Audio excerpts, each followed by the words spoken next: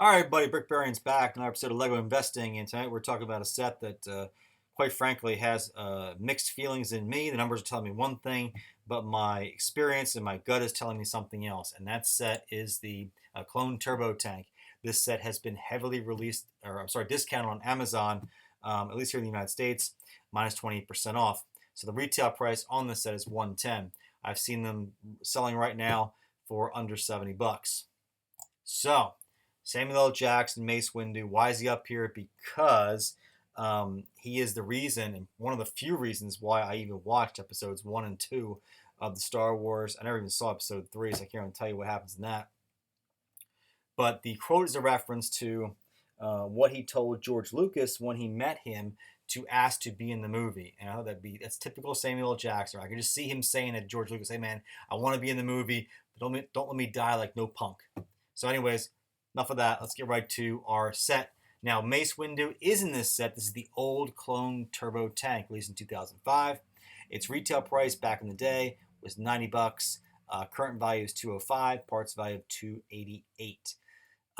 That is interesting and concerning to me. But let's take a look here before we panic too much. Even though it's selling at minus 20% of its parts value, typically they don't when they're this old. Typically, when you are 10 years out after retirement, they should be closer to the 0 or plus side. All right, but however, the clone turbo tank might have some better figures. We'll take a look at them in a second.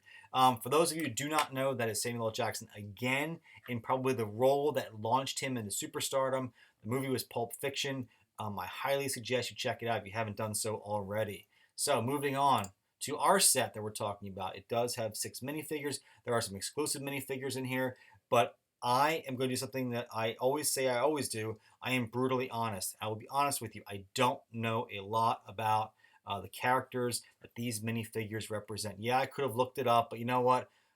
I felt that was sort of cheating and sort of being a little dishonest.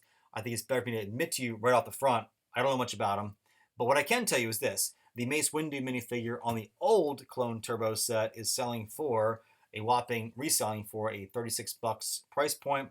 And when you look at all of the minifigs from that old set, collectively, they're around 90 bucks. So they are helping to drive the price of the set, which is typical on these theme sets. Now, will these characters have the same effect for this version of the Turbo Tank? I don't know. And I'm not even going to speculate because it's a disservice and a dishonesty to you. So if you guys know something about these characters, please drop me a line in the comments and enlighten me. But for now, I'm not going to dig too deep in with these minifigures. So let's jump over to the Clone Turbo Tank. Parts value of 142 and a retail price of 110. Sometimes you get that. Sometimes the retail price and the parts values aren't that far apart. And this is one of those sets. But there still might be value here, so let's go take a look. So 2 years after retirement, I am putting an ultra conservative price tag of $93. No, before you have a panic attack, I don't think that'll be the answer, but I have to put in what the numbers are. It's getting minus 35% because of 2 years, saturation, a bunch of other factors. That would be our absolute worst case scenario. However, I do think in 2 years after retirement, it should be above its retail price. I don't think much. I think maybe 115, 120, but still above the retail price. Now, looking at 8 years after retirement, we plug that minus 28% in, we come up with 102. Now, I do not, my gut, here's where my conflict is.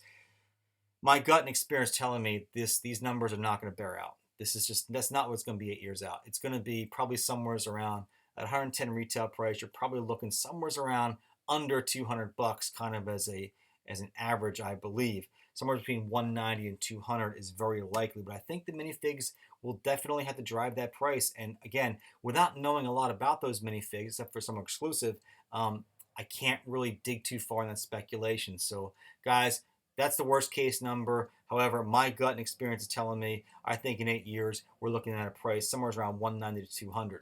So, final thoughts. Good investment potential. It depends on what you want to go with. Do you want to go with the actual math? If you do, you probably stay away from it. But if you are a Lego for savvy investor, you've been doing it for a while, been following these sets, you know that those worst case numbers are probably not likely. It's going to be much higher than that. So I'm going to pass on it, not because it doesn't have potential, because it does. It's just because I'm not a big fan of the Clone Wars, and I don't have that era, the Clone Wars episodes 1, 2. I just don't really get into it, so I'm passing for that reason.